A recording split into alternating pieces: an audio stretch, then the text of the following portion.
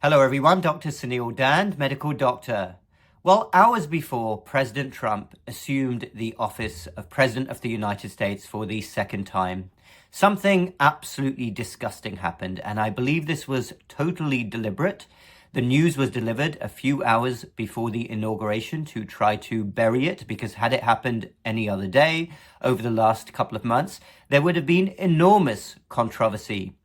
Outgoing President Biden issued a pardon for Mr. Anthony Fauci, the man who led the pandemic response from the very beginning, before he'd even been accused or convicted of anything. This was a preemptive pardon. I was absolutely disgusted when I saw this news, but I didn't want to take away from the positive vibes and the positive energy for change yesterday. And I actually tweeted about it, that I would have more to say about this the next day. And I do want to talk about this because this is absolutely huge. And of course, it's not getting as much attention because everybody's focused on the other events of the inauguration and the initial things that President Trump has already done within only a few hours. But I did make a video last month that this was on the cards. I talked about it because it was being discussed, and I was expecting it to happen, but perhaps not so much at the last minute. Totally unacceptable. It makes a complete joke and mockery of the system, issuing a preemptive pardon like this. So as for how the system works, perhaps Mr. Fauci could go up in front of Congress, or there could still be questions asked, but there won't be any formal consequences if serious wrongdoing is proved. And I have believed that Mr. Fauci is a fraud for a long time. And I've often thought to myself, as a doctor who tries to be as ethical as possible, what does it take for a man like Mr. Fauci to stand there and lead the pandemic response, an event which totally devastated many parts of the world? And it wasn't simply the virus itself, but the pandemic response, which actually affected more people. And that was pretty much led by Mr. Fauci. Everything you saw from lockdowns to face coverings, he obviously flipped it back and forth on that, to eventual jab mandates, everything. He was in the background as the major player, not only for the United States, but the whole world.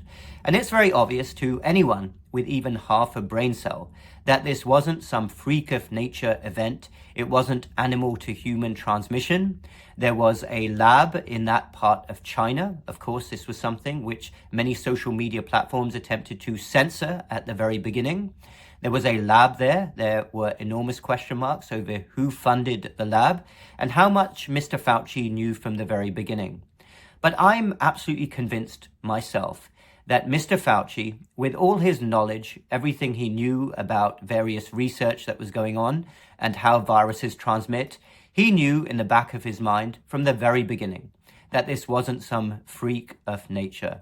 He was attempting to cover things up. And think what it takes for somebody, especially a supposed doctor, to stand there up on a stage, leading the response, seeing the devastation that is being caused, and know in the back of your mind that there's more going on, and you're withholding that from the general public, not talking about it, pretending that you are the savior of the pandemic response. You're going to save the world. Horrible. It's an absolutely atrocious situation. How could anybody do that? And there's already evidence right from the very beginning that he was attempting to censor any more information getting out to the general public, more questions being asked about how the virus started, what funding was taking place. And then he knew all along that the evidence behind face coverings was very weak. Of course, he knows how to read scientific data. He was all in on the injections and wanting to mandate them as well. I blame him totally because the medical establishment and the science establishment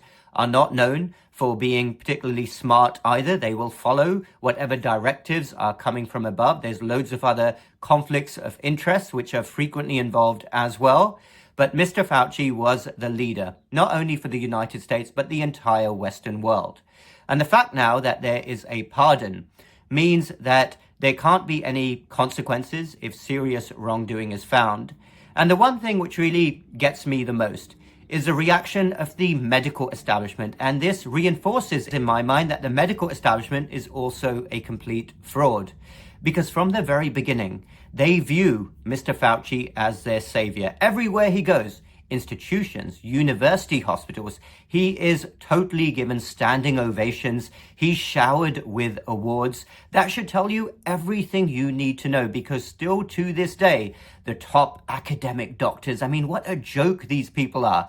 They think that he is a complete hero. They cannot see, or maybe they're choosing to ignore, what's right in front of them in terms of very obvious evidence and questions which should be asked. But to them, Mr. Fauci is a role model. I personally find that very scary indeed, that those are our current medical leaders. And there is a widespread feeling in medicine and academia that this man is somebody to be held up on a pedestal. As far as I'm concerned, totally okay with basically fraud. A total and utter disgrace, makes a complete mockery of our system and a complete joke of our system.